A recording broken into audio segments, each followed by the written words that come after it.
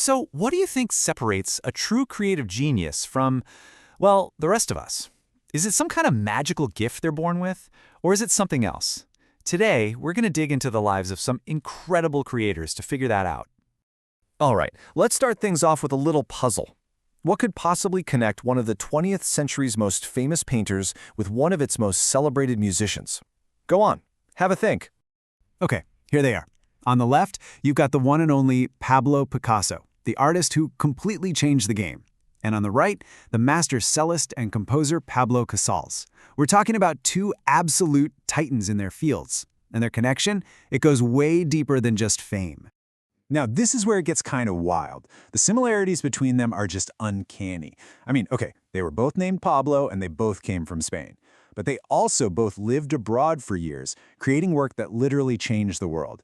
And in this final strange twist of fate, they both passed away in the exact same year, 1973. As cool as all those coincidences are, that's not the real story here. Nope. Their most important connection, the real secret to their genius. It wasn't some random chance. It was all about habit.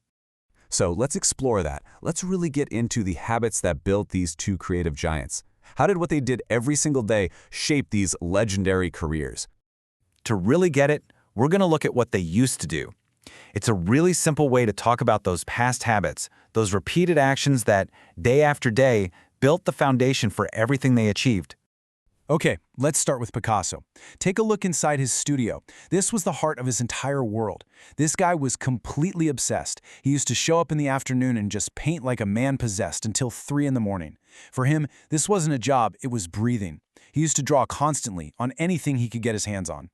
And this dedication started from day one. I mean, his mom said his very first word was piz, which is short for lápiz, the Spanish word for pencil. He painted his first piece when he was just 7. Later, as a young artist in Paris, he was so poor he actually used to burn his own paintings just to stay warm. That fire inside him never went out, and it led him to create something like 50,000 works. Just wow. Now, let's switch over to Casals. Get this. When he was over 90 years old, someone asked him why he still practiced his cello for hours every single day. His answer? Because I think I'm getting better. I mean, that mindset is just absolutely incredible. And you can see how that mindset was built over a lifetime. By 6, he was already playing piano and violin. But at 13, he locked in the routine that would define his entire life.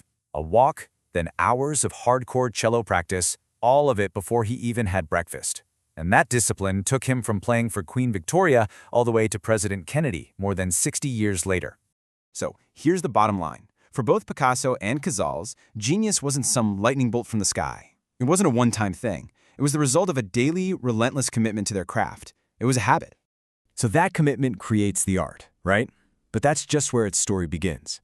The moment a piece of art goes out into the world, our relationship with it starts. How do we react to it? And what happens when it becomes part of our everyday conversation? Seriously, think about it. You see a painting, you watch a movie, you walk past a sculpture. How do you actually talk about what you think? What words do you use? This whole thing gets really interesting with public art. You know what? A huge sculpture just pops up in a city square? It's not hidden away in a quiet gallery anymore. It's part of our lives, and it basically invites, even demands, that we all have an opinion on it. It's art for everybody. And when we share those opinions, we usually go for the big words, don't we? We don't just say something is very good, we say it's absolutely fantastic. It's not very bad, it's absolutely terrible. We use these extreme adjectives because we want to show just how strongly we feel. But you know, a great discussion isn't just about stating your opinion loudly. It's about having a real conversation. You can start with something like, in my view, and then you can ask someone else, so what makes you say that? And hey, if you still don't agree at the end, that's totally fine. Sometimes you just gotta say, well, I guess we all like different things.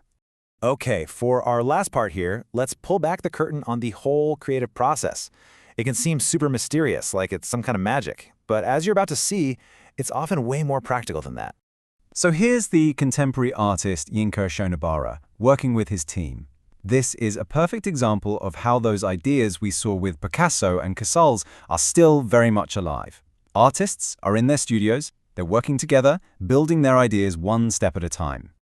And we can totally demystify this process just by breaking it down. See? It all starts with a simple sketch. Then some photos are taken. A figure gets built, a costume is made, the artist looks it over, makes changes, and finally, it's off to the gallery. It's a clear, manageable workflow. And that right there is the key takeaway. Creativity isn't some mystical force. It's a process. It's just a series of practical steps. And the most amazing thing is, these are steps that anyone can learn to take. Every painting, every symphony, every incredible work of art starts right here, with one idea, one sketch, one note.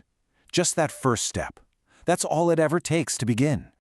So, if we agree that genius is built through daily commitment, that it really is a habit, not a gift, that leaves us with a pretty powerful question. Knowing that the path is open to anyone who is willing to start walking, what will you create?